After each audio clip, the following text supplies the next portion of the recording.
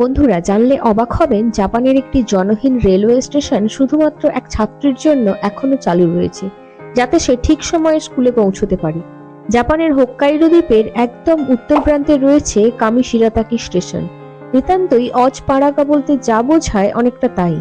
যাতায়াতের জন্য অন্যান্য মাধ্যম থাকায় রেলপথে কেউই খুব একটা কোথাও যাওয়া আসা করেন না।